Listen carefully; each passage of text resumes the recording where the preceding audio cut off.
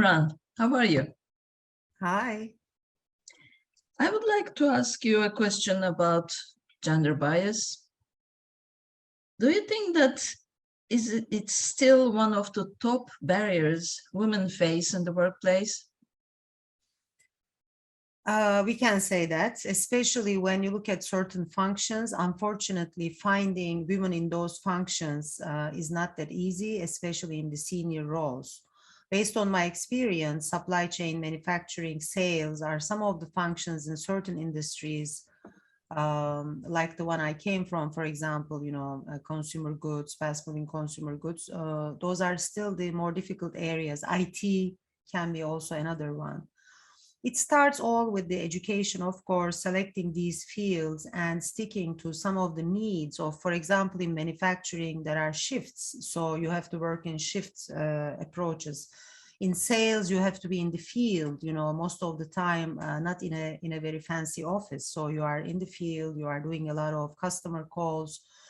So the conditions might be a little more difficult than the other one.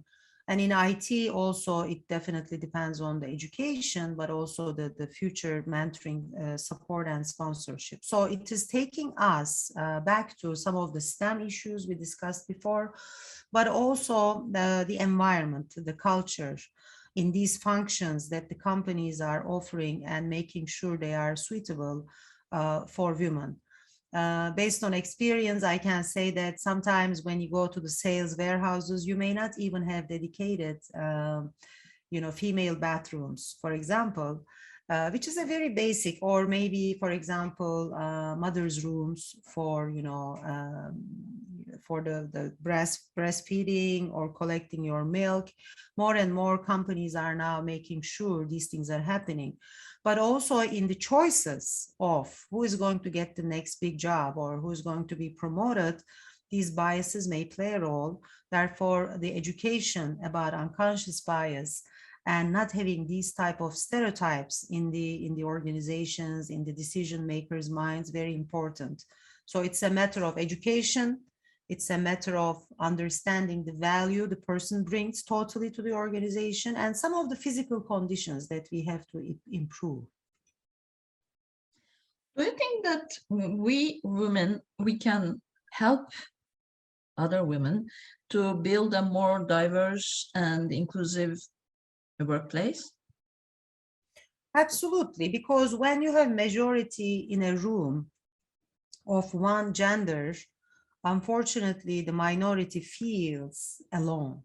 So let's imagine a room of 10 people and only you have one woman in the room. It may be a boardroom or a leadership team or manufacturing site or media, whatever is, your background is also in some of the, male dominant organizations. So therefore, we always say minimum 30%. What does it mean? If you have a room of 10 people, having 3 women, for example, is going to be at least the right voice to be heard from a different perspective. Of course, we are assuming here they are supportive of each other, and as we discussed in one of our other modules, sometimes that's also an issue. There is a competition in the room among that small group of women. So it's a matter of really minimum 30%, but also creating a collaborative environment within the room, but also within one gender group, especially women in this case. So let's collaborate. Thank you. Absolutely. Thank you.